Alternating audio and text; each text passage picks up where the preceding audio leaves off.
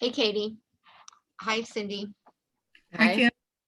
Hey, Katie, when I was going through that stuff around looking at the statute 1340, and so I told this to George, like when I drafted up that, just that little argument was that they didn't bring up that 1340 really, in terms of, they didn't bring up anything about sort of the issue of the separation of powers, or and I think it's kind of actually a pretty interesting issue that we should probably stay away from if no one's going to bring it up. Because even though there's those cases that talk about that it's a procedural issue, pretrial detention. So I think with those cases, it's pretty clear. But, you know, fundamentally, whether the juvenile court is designed to protect children to be protectionist, in addition to, you know, that's sort of fundamentally, substantively what, first, you know, we've moved away from it probably with the Juvenile Justice Act, but you know, there's still a lot of folks that think that there's the parents patriae role of the juvenile court. And that's why if you really go down that road, you are going to find some folks that are going to think, oh yeah, you can't take that power away from us. I mean, that's kind of what Judge Diaz and Rothrock were sort of suggesting. So anyway, that was what I was thinking about. The statute is, it's not helpful for us to bring it up. Yeah, and then I looked at the juvenile court rules on detention, and they incorporate the statute explicitly. Training. So I think we need a fix for the. Yeah, I mean, that 7.5 is kind of a problem, but I think the reason why you guys didn't look at it is because no one's really doing that, right? I mean, you're usually, right. People are arrested, then charged, or they're summoned, right? So nobody's really, not like in the adult system where there are more arrest warrants issued, right? And people are, but it is, yeah, so I think we should kind of think like, what is the pushback on that particular issue? Do we have to talk about? Do you really need to bring up that statute? Because it is ambiguous. That's when it starts getting ambiguous, right? Like, what is the role?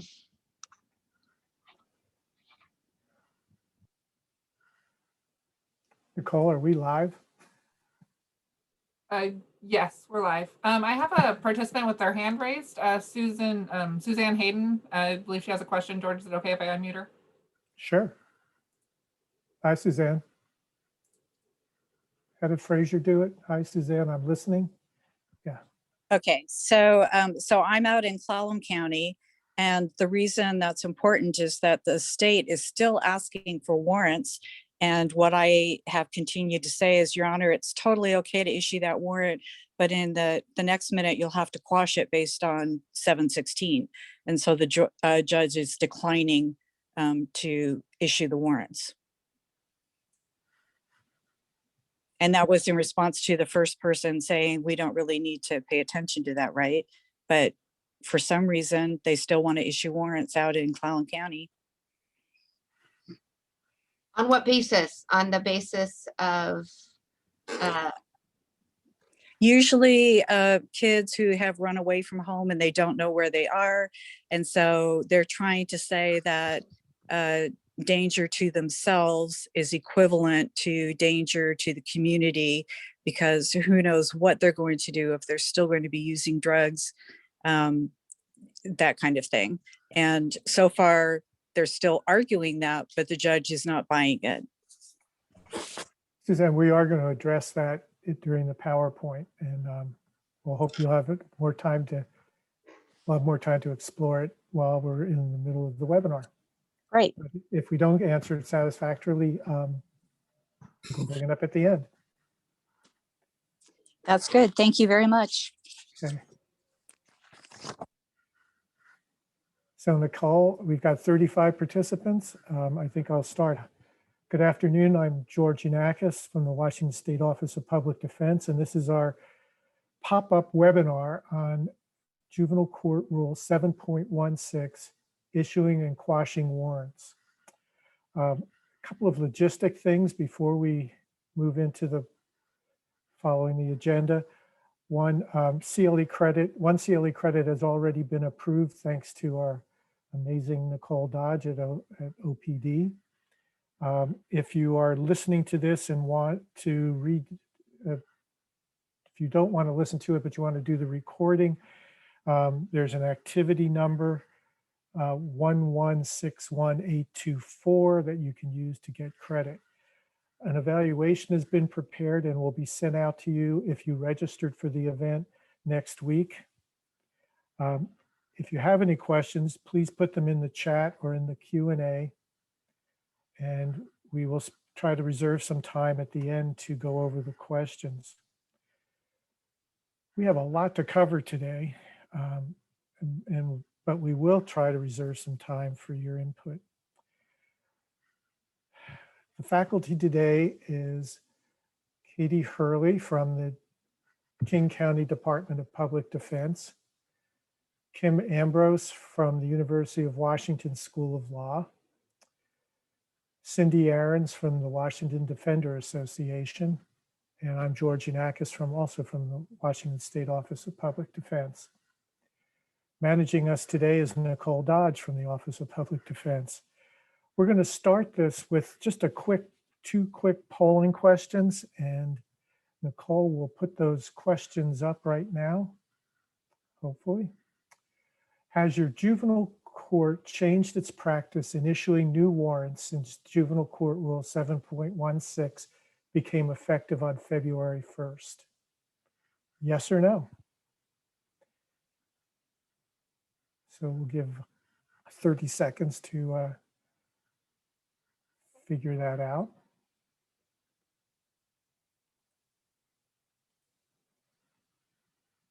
And the second question is, does your court interpret harm to self as a public safety threat or as a serious public safety threat? So if you could fill those two out, and Nicole will compile those and let us know here in a minute.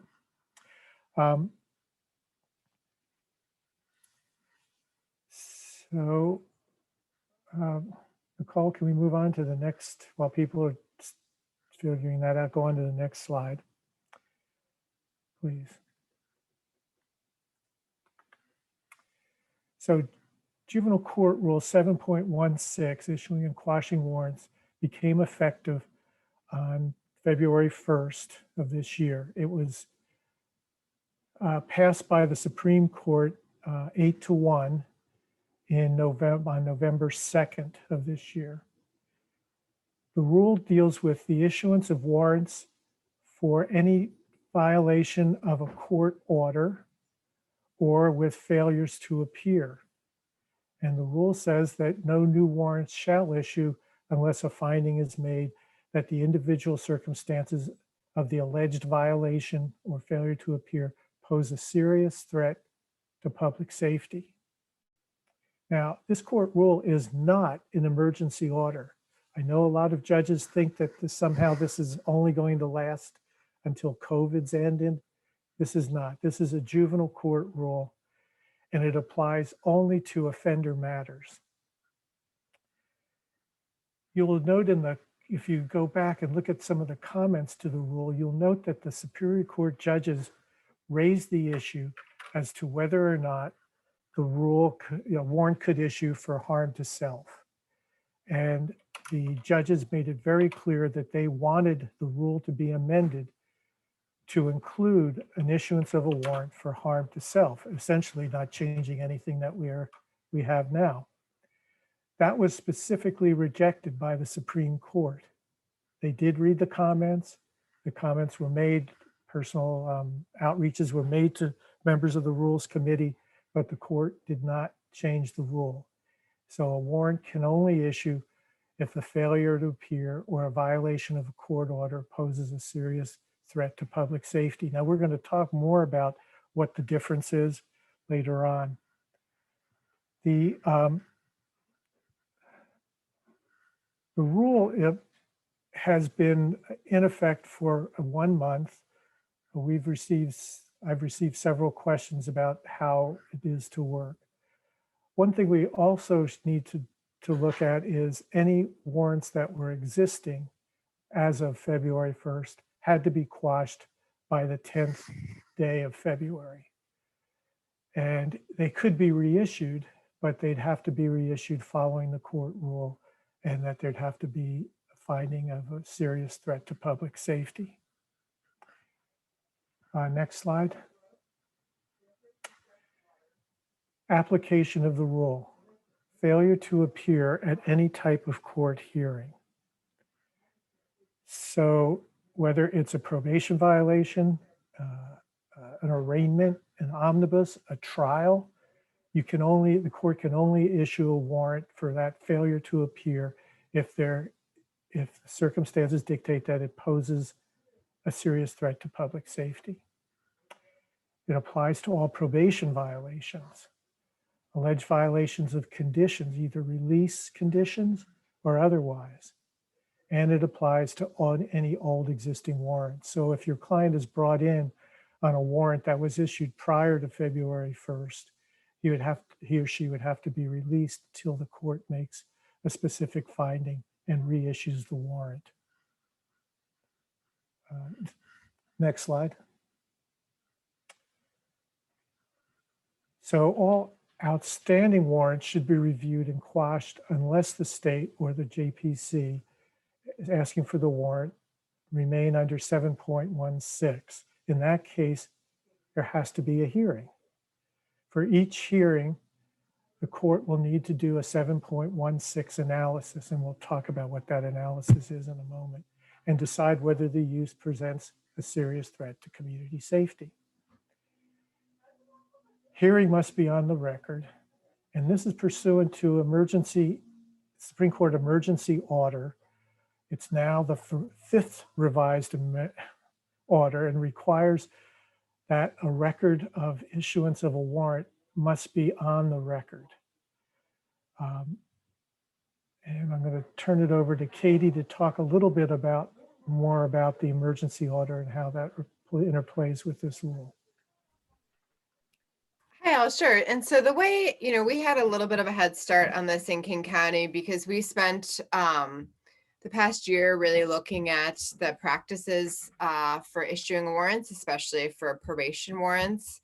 And as part of that, and you'll see kind of later in the PowerPoint, we came up with a protocol for things that the JPC needs to do before they can request a warrant. And one of those things we talked about was to really stop this practice of, probation just handing up warrants to judges to sign without anybody knowing about them or having noticed that that was happening. And so we built in, even before 7.16 was adopted, but at the time that we were working on 7.6 and trying to get it adopted, we built in a process in King County for the probation to follow in terms of reaching out to the young person and also contacting the parties to help them know that they're asking for a warrant, and then having that be an on the record hearing, also pursuant to this emergency order. And so I think we would certainly argue that 7.16, given the analysis and the findings that the judge needs to make, requires this on the record consideration of those factors and an opportunity for the parties to be heard. But independent of that, there's the emergency order, which requires on the record hearings. And I think that once courts continue to become used to this practice, this need to have on the record hearings under the emergency order, even after the emergency goes away, hopefully one day soon, we will, continue with some of these procedural justice practices of requiring this analysis. And we would certainly argue that it's also required under 7.6, given the findings that the judge needs to make and given that defense should be needs to be able to provide information about why a serious threat to public safety does not exist. But sometimes they happen relatively quickly, these hearings, because the probation will sometimes say that there's some sort of emergency situation going on. And so they can happen, they can ask for the hearing to be set on an expedited timeline. And I saw a question about whether we have the written protocols. And so we are providing that. I collected all the protocols and information from King County and the orders, which we'll go through later, which will be provided to everybody to review and use if it's helpful. And so then there's at the bottom of the slide, there's a note that, something that people have been grappling with is that the The reasons to detain a youth, to incarcerate a youth right now are broader than the reasons to issue a warrant. So we've had an example in King County where a young person was detained on a pending matter, given a pass to go to inpatient treatment, and then allegedly left the inpatient treatment facility. But the judge declined to issue a warrant under the 7.16 analysis because wasn't able to make a finding that that young person presented a serious threat to public safety. And so we're going to see some of these situations, or you should be seeing some of these situations where the analysis under 7.6 is actually stricter than what we see under 3.2 or the juvenile court statute or court rules. That's all I have for this slide.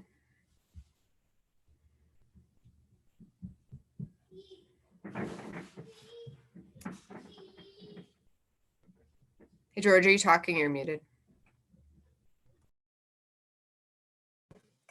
So issuing a warrant. So for any time a judge issues a warrant in Washington, there must be a two-step analysis. One, was there a law or a condition that was broken? And what is the basis of the information? So before we can even get to the using the rule, we have to go through and figure out if there is a reason for the, can probable cause be established for the issuance of the warrant? So Katie, you'll go on. So I can do this. I think Kim was also maybe going to talk about it. The court rule versus the statute versus the emergency order. There's a lot going on right now. I would have preferred the fifth emergency order to be a little bit clearer from the Supreme Court about the fact that individual safety is not a justification for a warrant to be issued. It still has the dissent that Justice Yu had written for the fourth emergency order. But I think it's important for us to argue that 7.16 was implemented since the emergency orders have been put in, the original emergency orders have been put in place with this language about individual and public safety, and that it takes all those things into consideration, and that should be the guiding principles that the court needs to use when assessing whether warrants should be issued. Katie, where do we find the Supreme Court emergency orders? They're on the Washington Supreme Court website. I embarrassingly usually just Google Supreme Court emergency orders to find it, but I'm sure that could be bookmarked and found more easily, but that's generally how I do it every time. Okay, so you want me to jump in, Katie, here on public safety? Hey, Nicole, can you share the poll results with us? With everybody? Yeah, sorry. The first question looks like 100% of people responded that their court has changed its practice since in issuing new warrants. And then, unfortunately, I kind of lost some of the earlier responses from the poll. I accidentally closed it and then reopened it. But it looked like it was pretty evenly split on if the court interprets harm to self as a public safety threat. Okay, so it's kind of a 50-50. So I think that George is handing out like a quick argument that that I put together on this issue in response specifically to a memorandum that George shared with me from Pierce County that was making this argument in writing against issuing warrant, or in order to, against quashing a warrant that was issued to protect the individual safety of a young person who had appeared to have a serious drug problem. And in that particular case, the state was arguing that the Supreme Court could not have meant this to really mean that individual safety wasn't included within public safety. And they asked the court to look at Rule 7.5, which is the rule that talks about issuing warrants, whether to issue a warrant or a summons after an information is initially filed. And they said that rule says that even though it discourages, as you know, warrants are discouraged initially in lieu of a summons to get people to come to court for their first, to respond to an information. But if there's a threat, I think it's to physical harm there's a threat of physical harm to the juvenile, then a warrant can issue. Well, it's involving a completely different situation, right, than a warrant that's issued when your client fails to appear, or a warrant that's issued when your client violates a court order, right? So a different circumstance. So by the plain meaning of the rule, your courts can't just decide that they're not going to follow 7.16 because they like 7.5 better. The state has also argued that, well, it's inconsistent with the Juvenile Justice Act, and so you've got to think about what the Juvenile Justice Act is about, and it couldn't possibly mean that you can't do it just for the individual safety of a young person. And George already referenced this, and this is included in the documents, or the document that I drafted up is a link to some of the comment letters. So the juvenile court judges in King County specifically were concerned about the proposed rule because they wanted to still be able to lock up young people or issue warrants for young people who are posing a threat to themselves. And so they pointed that out in the comments. They also worried about not being able to enforce their court orders through issuing warrants, right? And so they specifically asked for that, and our Supreme Court specifically said that they ignored that request and issued the rule as written. So the Supreme Court knew what they were doing and decided to create the rule that they created. The other thing that we know about the Supreme Court is that they are increasingly acknowledging the dangers of detention. So when we talk about harm to a youth, I think we have this opportunity now to acknowledge to our courts, because the Supreme Court has backed this up in State versus BOJ. That was the case that came out in 2019. Now that case had to do with a manifest injustice sentence, right? But we know that the statute defines manifest injustice is when the standard range would pose a serious threat to community safety, right? That's what a manifest injustice says. Well, in that case, it was a person that needed a lot of treatment, and a judge here in King County said, well, that's enough for me to find that I'm going to incarcerate them longer or manifest injustice, so that they can get better, so that we can treat them. And the court was very clear that you couldn't do that, that this young person didn't pose, you have to find that it was a threat to community safety, not just that they really need drug treatment, but that they have to show that.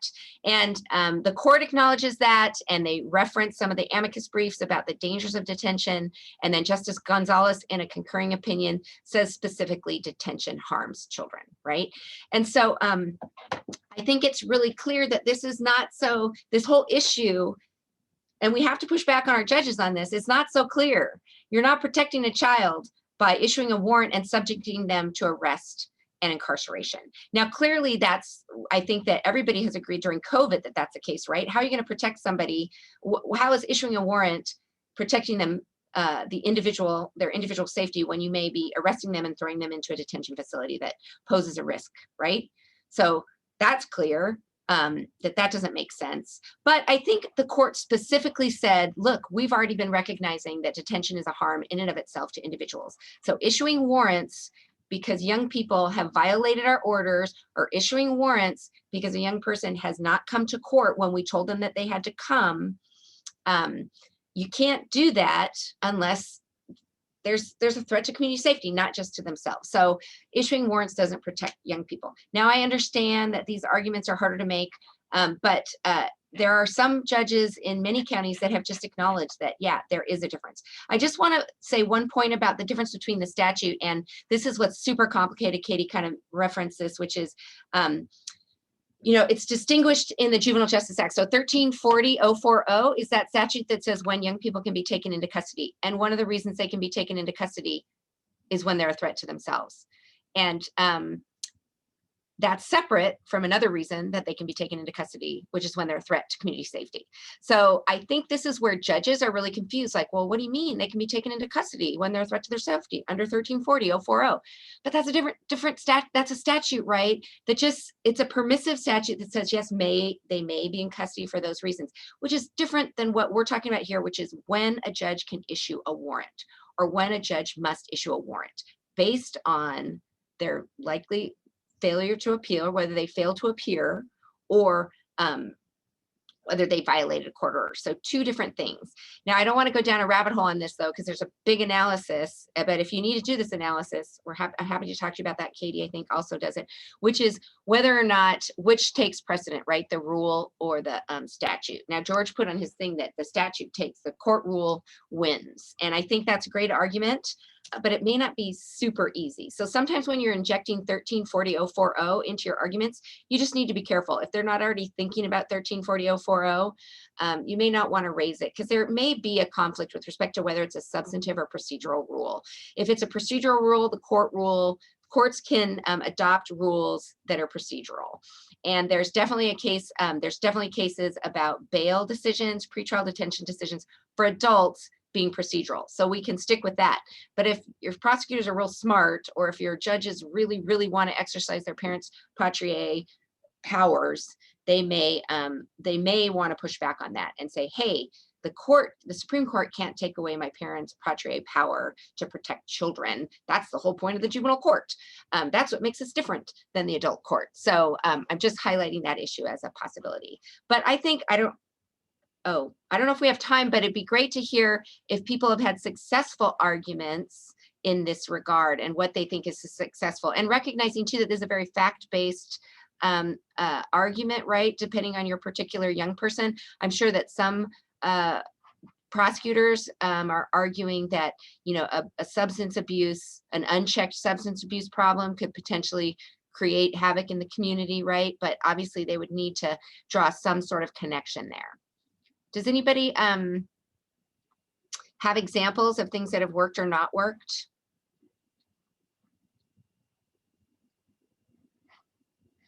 That they want to share with their fellow folks? Okay, I guess not. It's good to hear that, but it's interesting to hear that it's kind of a 50-50 split right now.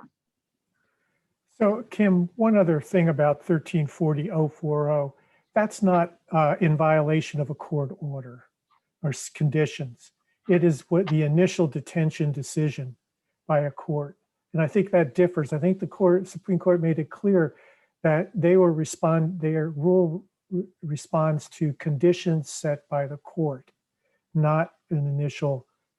Now, Katie may not agree with me, but I think that's the way I look at it. That's how I distinguish 1340.040 from this rule. Yeah. And again, I think trying to think about how we reframe what the use of warrants is, right? Why does a judge get to issue a warrant? To force a young person to come to court when I told you to come. Supreme Court is saying no more. That's not what we're doing, right? You can't judges can't, because they're mad that they told you to come to court and you didn't come, they can't issue a warrant on that basis. And they can't, same way with your probation, right? I'm gonna go get a warrant, you violated your probation, because you don't do that. That's not what the purpose is. This coercive nature of the warrants now is off the table. The warrants are not supposed to be used now to coerce behavior. They're only issuing to protect the community.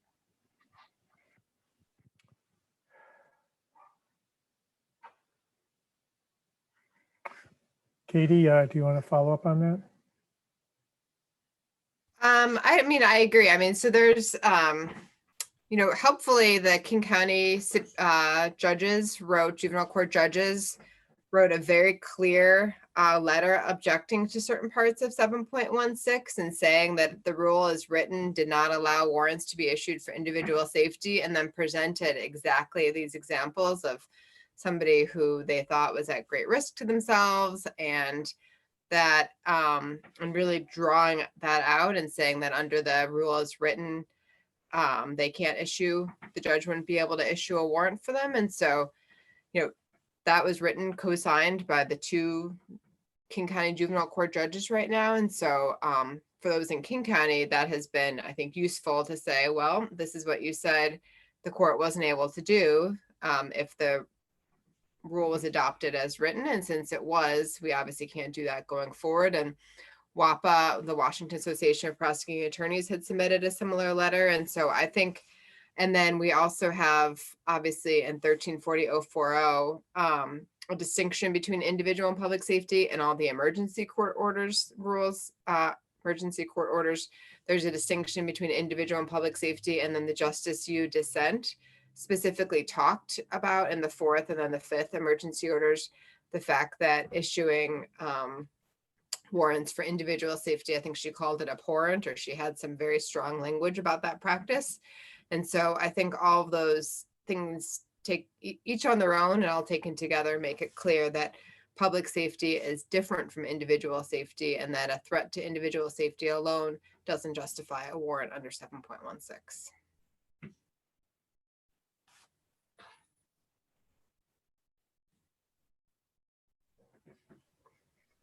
So, And I just put in the chat, by the way, a link to that letter that Katie's referencing.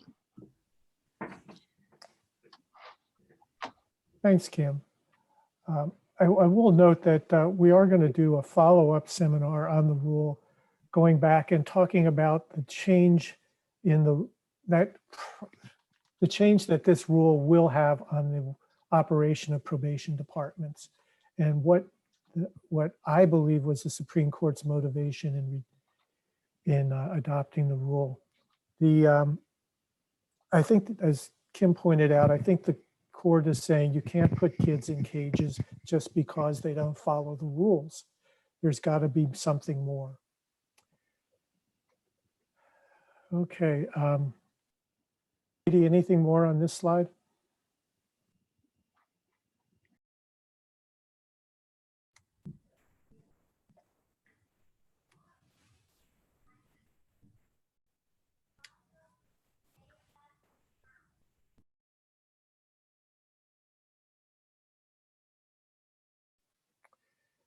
You've gone to court. You've been invited to the hearing to decide whether a warrant should issue. And the court says, yeah, I think this youth is going to harm themselves. They've been doing drugs or not following rules. Therefore, I'm going to issue this warrant. And there's no finding in that there has been a finding of posing a threat, a serious threat to public safety. Or you weren't invited to the hearing. The probation officer passed up an ex parte order and asked for a warrant, and the judge issued the warrant, and there's no finding. You finally get the warrant and you see that there's no finding of posing a serious threat to harm public safety. Serious threat to public safety. What do you do next?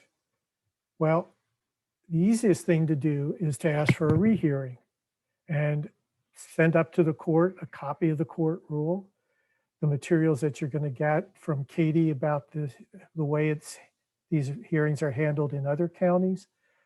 You're going to be able to address the issue of harm to self versus public safety. But let's say you do the rehearing and judge says, oh, I think I've got to lock this young woman up. She's going to harm herself. If it's a commissioner, and I think about half of the counties use commissioners rather than judges for juvenile court, you're going to want to revise the commissioner. You have 10 days to revise the commissioner, and this is in RCW 2.25050. And the revision is for any reason, and the revision is heard by a superior court judge. If the judge reverses, then your warrant's quashed. If your kid's in detention, he gets out. What happens if after you revise the commissioner and the superior court judge agrees with the commissioner that the warrant should issue, still not making any finding as to serious threat to public safety? So Cindy's going to help me on this section, but you can do a discretionary review to the Court of Appeals. RAP 2.3, I believe, talks about when you can appeal to the Supreme Court or to the Court of Appeals. It's not an appeal of right because it's not a final decision, but you can, under certain circumstances, appeal an interlocutory order to the Court of Appeals. And if that fails, then there's always the use of a writ, either the great writ of habeas corpus, or Cindy's going to talk a little bit more about some other possibilities. So in between a conversation we had earlier today and now I spoke to Magda Baker at WDA, and she's provided training on writs to the defense community in the past and is my go-to expert. And she had a few different ideas. Definitely a writ of habeas would apply to a youth who has the court issuing a warrant or who may be detained on a warrant. Because the warrant is going to interfere with their liberty if it's in existence and they're in the community. She thought there may be additional writs, mandamus, or there was one other one. And there were some tricks about where writs get filed and how quickly the remedy is. But the takeaway for you folks on the training is to reach out to WDA. If it's a felony, that's me. If it's a misdemeanor, that's Magda. And we'll try to navigate the appellate and writ avenues for you should you need to take it higher.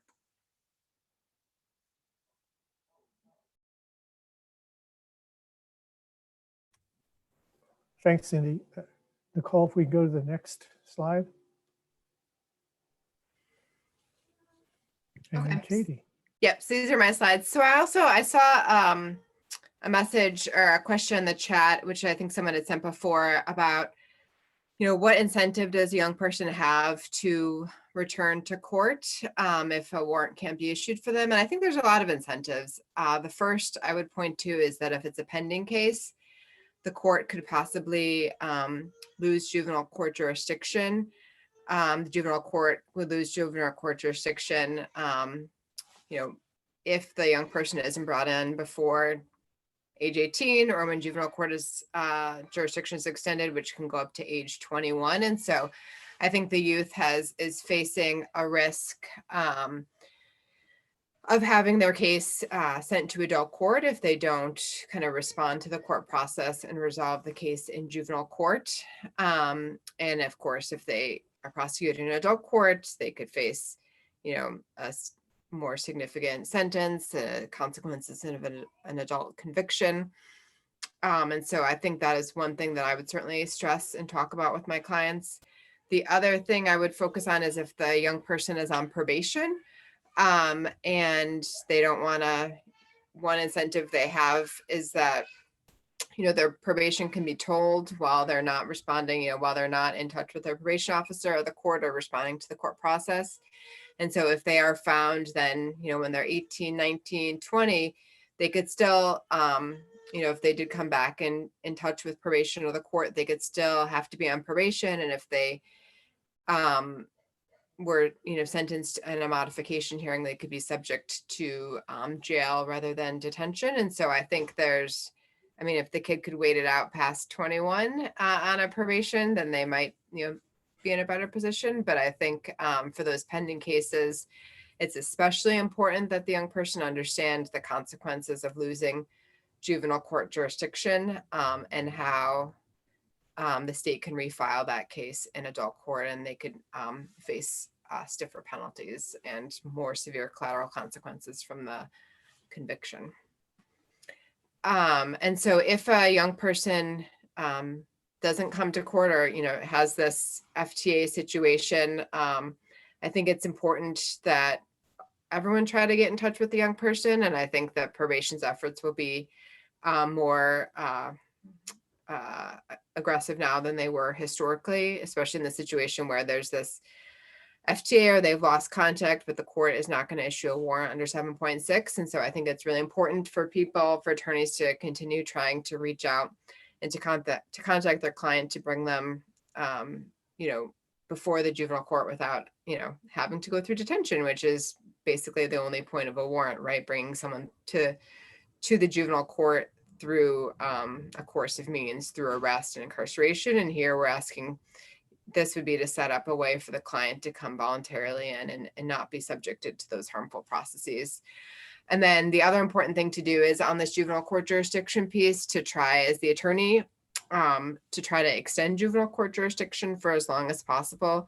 Under 1340-300, And that can go up to the person's 21st birthday under the statute. And so to make sure you do that, to give your client as much, opportunity as possible to be able to have their case resolved in juvenile court rather than facing adult court. And so those are a couple of things that I would emphasize. And then if we can go to the next slide.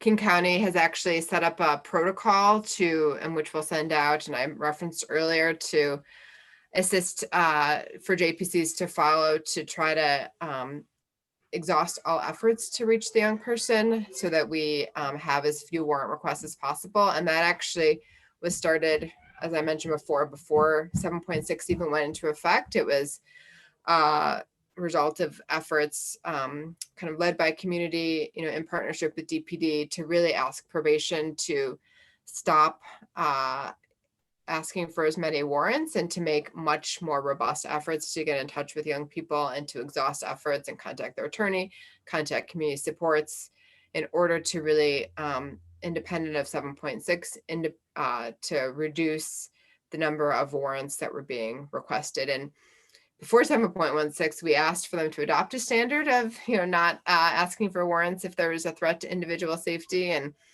King County Probation had originally declined, and they were planning to still ask for warrants if there was a threat to individual safety. But now that the rule is in place, they do recognize that there has to be a serious threat to public safety. And so the protocol that I think you're going to see on the next slide, if we could jump to that, Nicole, will one slide after, sorry, we'll show exactly what they need to do and what the JPC duties are. And you'll see a sample, the report that the JPCs have to actually fill out to demonstrate to the court what efforts they have taken, affirmative efforts they have taken to get in touch with the young person. And so, as George was talking about, this is really this idea of like reimagining probation's role. So instead, if they couldn't get in touch with somebody, it was very quick to issue a warrant and kind of close the case. And that, was kind of it. And now probation is really embracing and needs to embrace a more active role in kind of asking a young person and giving incentives to comply and to come before the court, rather than using these coercive, harmful methods, which we know don't work, and they really disproportionately harm BIPOC youth and their families and their communities. And so it's really reimagining this role of probation and really saying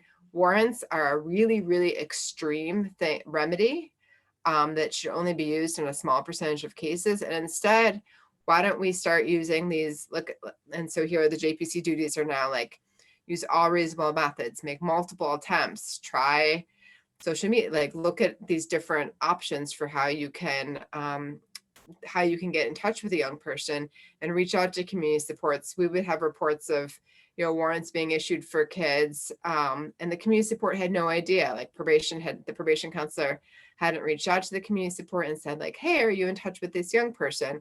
Let's talk about how I might be able to get in touch with them or how they might be able to come into court.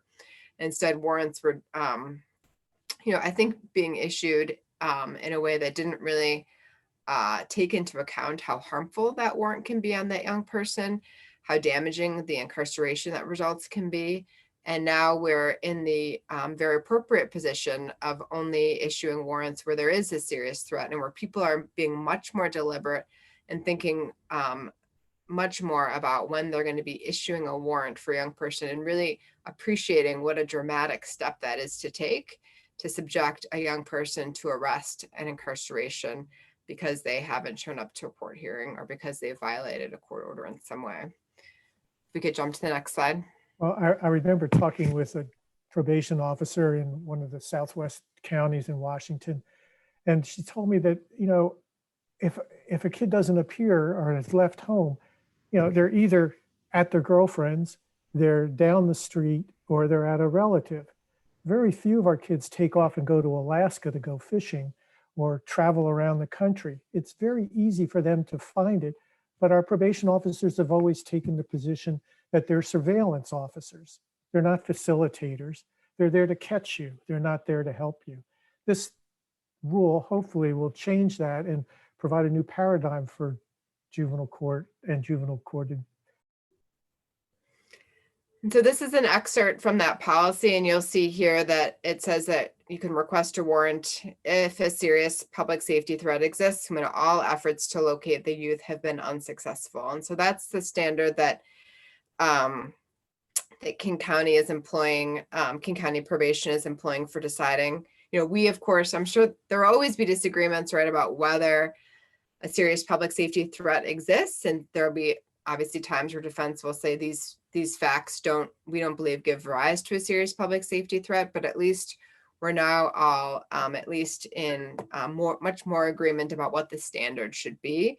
Whether or not we agree a particular set of facts has met that standard will, of course, always continue to vary, and there'll be litigation about that. But at least now we're in a situation where they acknowledge that they can only ask for a warrant if they believe there's a serious public safety threat, and all efforts to locate the young person have been unsuccessful. And this document, these documents, along with the court orders that we're going to jump to in a little bit, will all be sent out to you all to possibly use in your courts. If we could jump to the next slide.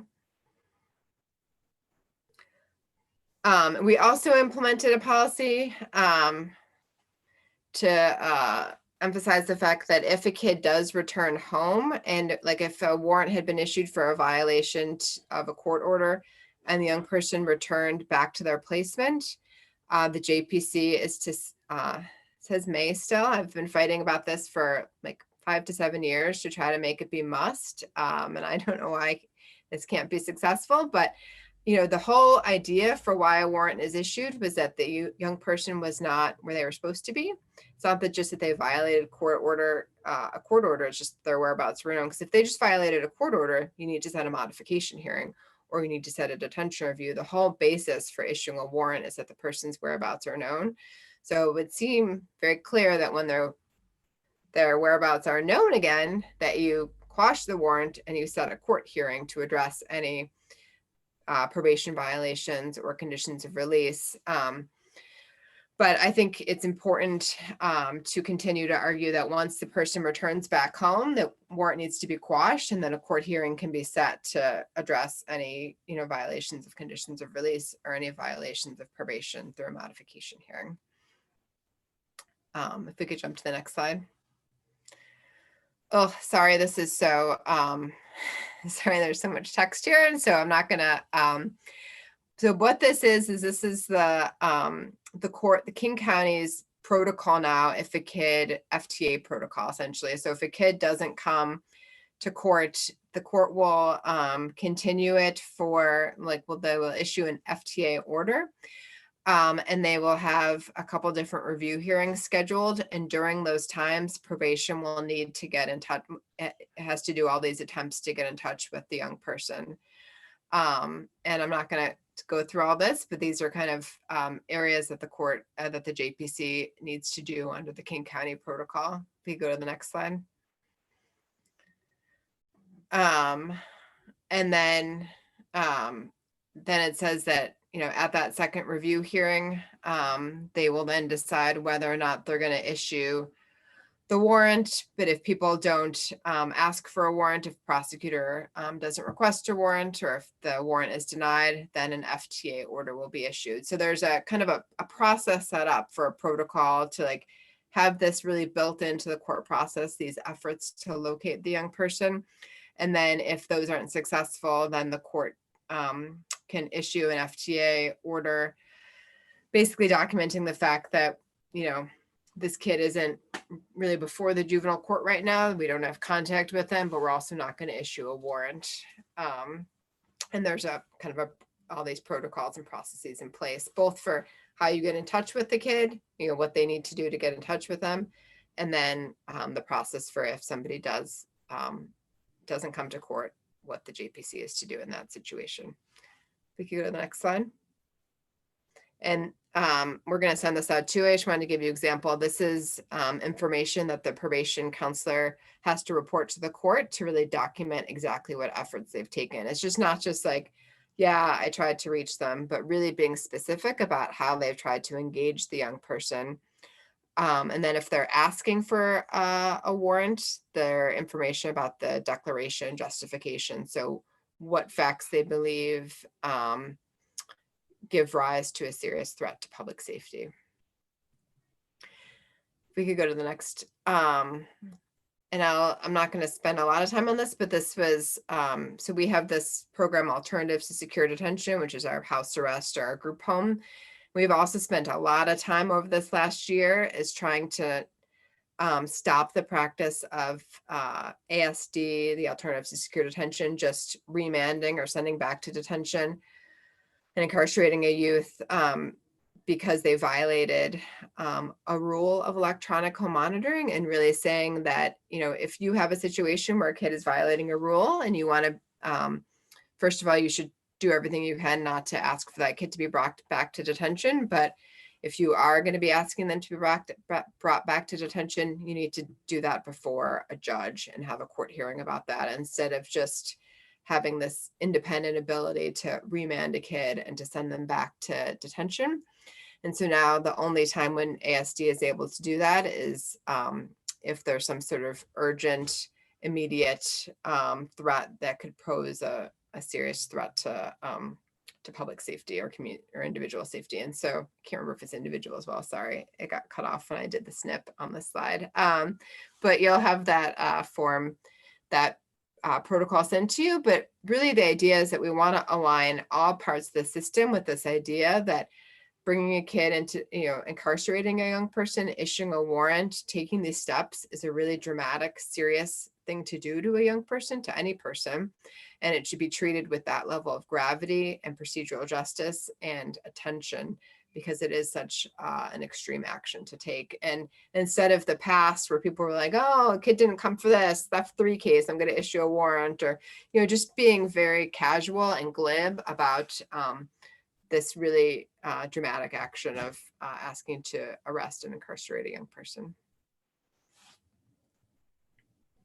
So Katie, So- before we get into the Yep. court forms, I know there's always a lot of resistance whenever I bring up what goes on in King County when I'm outside of King County, because the judges all feel, well, King County has all the resources and all the community support. But I want to make it clear that what we're talking about here, except for maybe ASD or EHM, which not every county has, all the other activities deal with probation departments. Katie wasn't talking about bringing in community resources or bringing in new training or any other type of extra resources. We're just talking about what probation does. And every county has, every juvenile court has a probation office. And it's the probation staff that we are trying to impact and the judges that we're trying to impact. So this is one time when the judges can't slough this off and say, oh, that's just King County. They've got all the resources. Every county, every juvenile court has the same resources about this issue. It's probation and it's the commissioners of the judges. And Katie's now going to go on and talk about court forms real quickly. Yes, very quickly. I just checked my phone and see that we're fast approaching 1 o'clock. So if we could just jump to the next slide. So what I've included here are 4 different orders, and I want to take a minute, actually longer on this slide, because it'll make the next slides easier. But we created a 7.16 work group within King County, where we had a number of meetings where we tried to really think through how the different orders should be implemented, or, you know, how we should make them up now that 7.16 is in place, and really trying to think through all the different scenarios where it could apply. So they may not be perfect, but they have been the attempt as a number of people to really think through these different scenarios. So the first one is the order for the bench warrant quashes, for those off the record quashes. So back in like December, King County ran a list of all the outstanding warrants for young people. And then probation and the state went through to figure out all the ones where they were just agreeing to quash. They weren't asking for the warrant to remain outstanding under 7.16. And so the first order that you're going to see is just a really simple order which quashes the outstanding warrant. and under 7.16, and it was just a very, quick, easy way to make sure that we quashed a lot of the outstanding warrants, but they weren't even going to try to ask for the 7.16 findings. The second order is the order to quash the order on the bench warrant for on the record hearings. So this is where there was a contested hearing about the quash under 7.16 and the findings that the court had to make. The third is the order and finding on failure to appear. And so this is where they're just basically saying, we're done trying to get in touch with this person. We're not, probation doesn't have to make any further efforts, but we're not going to issue a warrant because we can't make the findings under 7.16. And the fourth is the bench warrant with the, if you're going to issue a bench warrant and making the 7.16 findings on that. And so we tried to kind of think through all these different possibilities or different things that can arise. So if we can go to the next slide, we'll just go through these really quickly. So this is just the quick order quashing bench warrant pursuant to 7.16. If we go to the next slide. This is the contested bench warrant quash. So there's boxes to check for the kid poses a serious threat. The court's finding that they pose a serious threat. Court's finding that they don't pose a serious threat. And then having boxes for if they want to toll community supervision or not. If we can go to the next slide, or the commencement date. This is, sorry, I got a little excited with the design feature on the PowerPoint. So this is the order and finding and failure to appear. This is saying that they either didn't request a warrant. So there's a box for you didn't request a warrant, or you requested one and the court's denying it. And then kind of boxes about commencement date, if it's a pending case, supervision, if it's someone's on probation already. And then probation wanted a box at the bottom saying that no further action is required. And I think that was to assess any liability issues, just making it clear that that this kid, even though there's not a warrant issued, that this is not someone that they need to be, the court is kind of giving them permission not to supervise or, be in touch with this individual because people haven't been able to contact them or get in touch with them. If we go to the next slide. Yeah, and this is the order and finding on alleged violation conditions. I think I actually forgot my handy little slide going through the different orders that we were going to talk about. I think I left this one out, but this is the one if someone is alleged to have violated conditions of release or supervision. This is what the state or probation would ask for. And this has that tolling language, and then the no further action needs to be taken language. And then the next one, please. And then this is the bench warrant issuance form. So this is saying kind of who's asking for the warrant, what the reason for it is, and that the court is making the findings of a serious threat to public safety. And then talking about next steps. So I will turn it over. So those are all of the court forms that we went through in King County. I'm sure we just honestly finalized these over the weekend after having many work group meetings about it. So there could still be changes to come, but this is where we are in terms of kind of thinking about the different scenarios that will come up that will be impacted by the 7.16 analysis. So I'll turn over to Cindy. And we just wanted to include just a quick awareness, attention raising to State versus Blake, which came down last week on Thursday, basically unraveling the felony drug possession statute, 6950-4013. WDA is having a meeting. You don't have to sign up. You can just join. You can click on the Zoom link. I sent it out via the juvenile listserv earlier today, and that's happening this Thursday at, I believe it's 12 to 1. And I really don't have, I know there are a lot of questions out there. I really don't have any answers yet.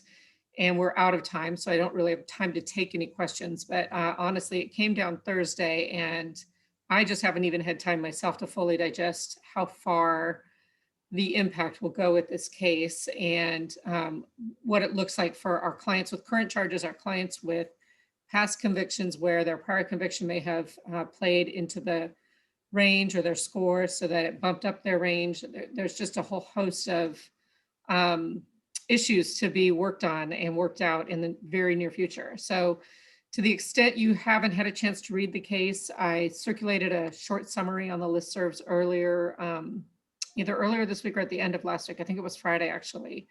And Ms. Blake was convicted of possession of a small quantity of methamphetamine.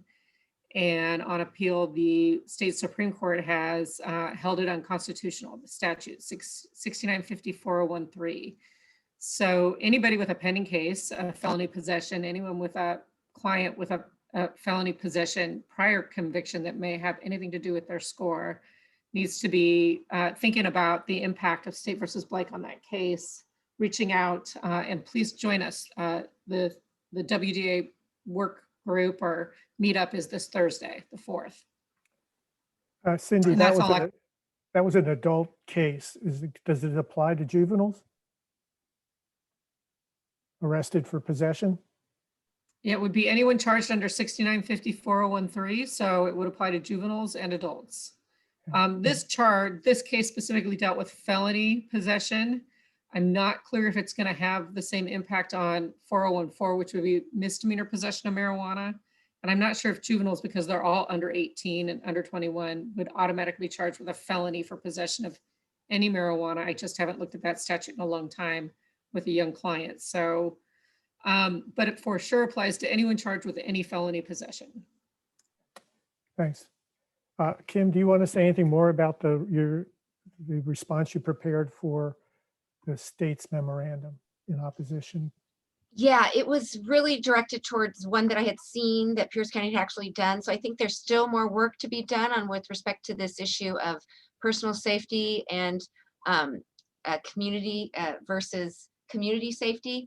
I think that those judges that are just deciding that they have that right, I think they need to be revised and appealed. I think some of those folks are going to be tough to convince initially, but also to tell them sort of what the background of the rule was and hopefully what other counties are doing might also be persuasive. Kim, you briefly touched on the concept of parents patriae.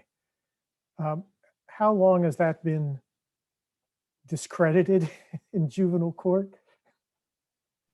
Well, you could argue since 1977, when the Juvenile Justice Act was passed here in Washington State, that really turned our juvenile justice system into a more offender-based system that resembles the criminal legal system. However, I think it's one of these things where the legislature wanted to have it all ways. So they continue to include language that may still give courts the idea. The other, for those of you that are also doing status offender work though, or dependency and truancy, chins, ARY type work, you can also lean into the issue that the valid court order is being phased out, right? So that even in those cases where children are running from foster care or where children are violating ARY orders and chins petitions, our legislature has said that's going to end too, right? So those valid court order reasons for placing young people in detention, they are being phased out. So not only, I think, is it clear from this court rule that judges don't have all of this power, I think the legislature is making it clear that not just in offender proceedings, but also in those other proceedings, the use of detention is just harmful. So there's one or two questions. I think most of us can stay on and answer some questions.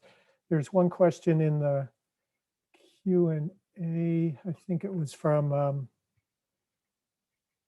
Kevin Flannery, but I don't see it anymore. I don't know what happened to it. I answered it. Oh, okay. What was the question, Katie? Like, how do we respond to expedited requests for warrants? And I was just saying, the way we have it set up at King County Department of Public Defense is that each division has an on-call attorney to respond to those, warrant returns and new arrests or first appearances. But that, you know, they would also potentially be available for these expedited requests for warrants. So Nicole, if people have questions, can you unmute them now?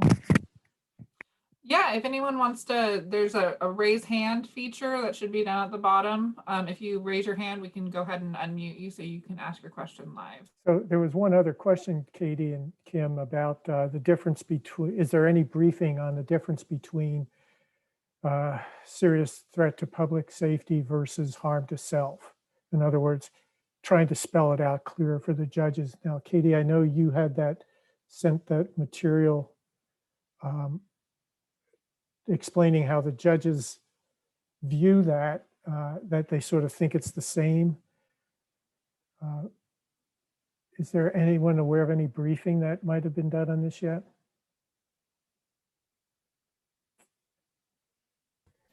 Hasn't really been an issue. The question about the individual versus the public safety.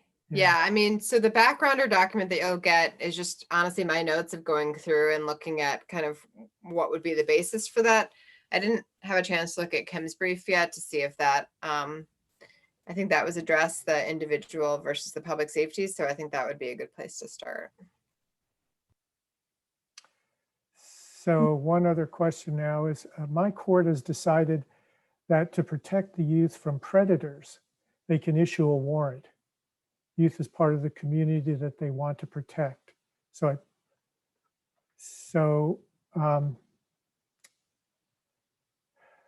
Again, this is the court assuming that what they're doing, that the only way they can protect this youth is by putting them in a cage.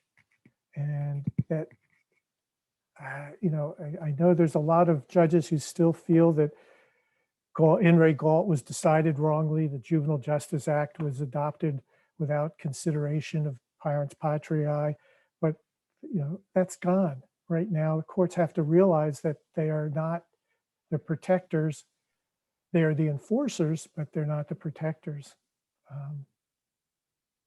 So I think the amicus brief that, or the memorandum that was circulated by the, it was written by the Pierce County prosecutor, pretty much summarized that, and Kim's response to it will help you formulate a response for the court when you're posed with a youth who not only is drug addicted, but also likely to be preyed upon by older adults. So I have Suzanne Hayden who has her hand raised, so I'm gonna let her go ahead and unmute. Hi, Suzanne. We're listening. You're muted, Suzanne. There you go. Okay, how's that? I have a question about probation officers because I had a probation officer take one of my clients into custody over the weekend, and it was based on the probation violation, which was that she wasn't going to school the way she was supposed to, which obviously has nothing to do with, I mean, if she had asked for a warrant for that, she wouldn't have gotten it. So I'm a little confused, and maybe I'm going to be showing my ignorance. How exactly are probation officers doing this, and what can I do about it? And I'm going to ask these questions when I go to court on Thursday. Unfortunately, I was not able to be at her first appearance. So it was a different attorney that handled that. There are some places where probation officers have that power to like take kids into like are kind of deputized as officers or whatever, but Washington is not such a place. And so I don't think there's any authority for a probation counselor to take a kid into custody if there's no warrant. We're just not like they're not deputized that way where they are in other parts of the country. So it's very confusing to me that they would have done that. Okay, well, I will look further into it and ask them on what basis and ask the court on what basis, because we're all going to be in court again on Thursday. So Suzanne, if there's any authority for that, it would be in 1304.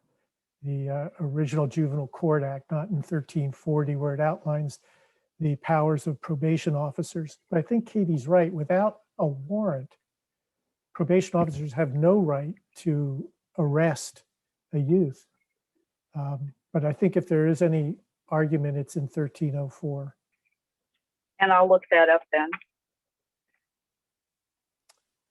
Awesome. That gives me somewhere to go with this. So thank you very much. So I just found a statute. I did a quick Google search and I might have given the wrong information. I'm going to put the statute in the link. I think they can, it says that they can arrest people for violations of laws, which is insane to me, but anyway, there we are. I think that's the statute 1304-040. So it says they, so I'll look at that more, but that's, I just found that really quickly. I don't know how current that is, but that's what I found about probation officer powers. So there's a question, from Jennifer Barnes. Jennifer, welcome back to juvenile practice. Jennifer asks, has the situation come up yet where a kid has moved out of state and the state seeks a warrant in order to extradite on a serious but nonviolent underlying charge? Well, it seems pretty rare that the state would go to the expense of trying to extradite someone for a nonviolent underlying charge. But no, I haven't seen this come up yet. I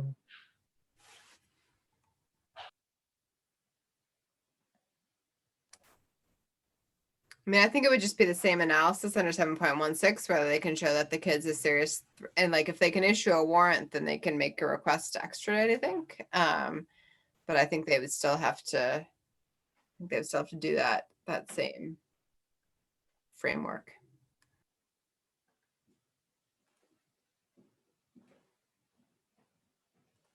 Well, I think is that about it for the questions, Nicole?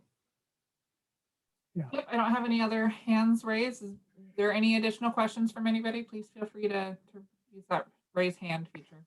So in addition to the court forms, the memorandum by Kim, Cindy's work, I'll also include 2 articles about the new role probation should be assuming now after 100 years of failure to really stem the tide of juvenile crime.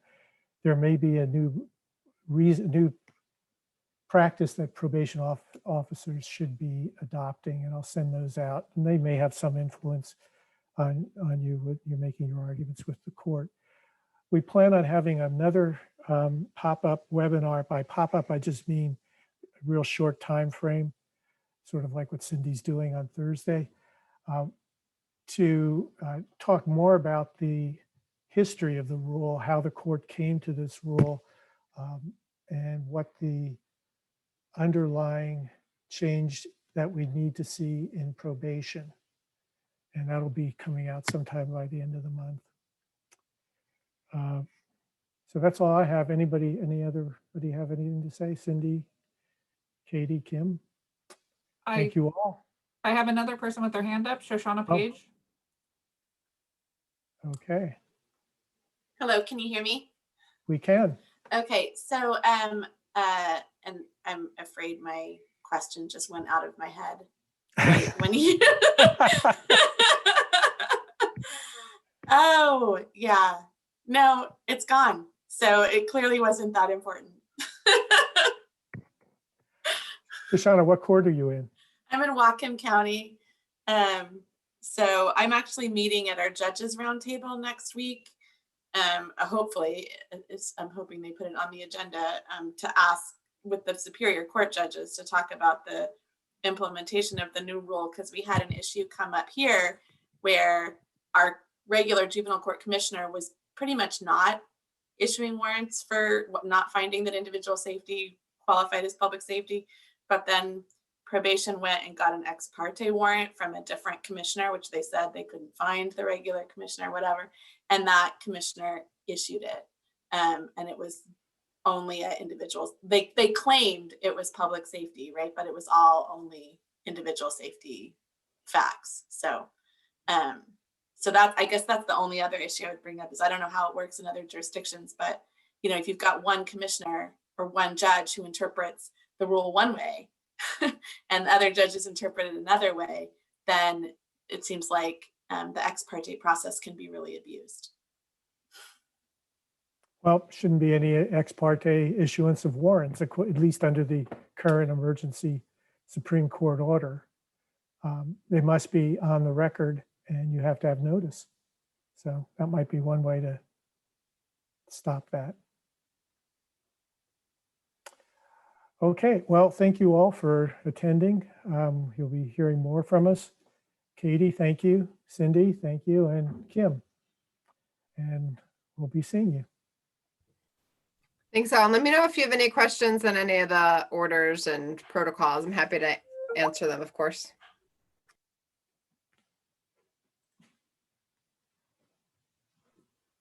Thanks, everyone. Bye.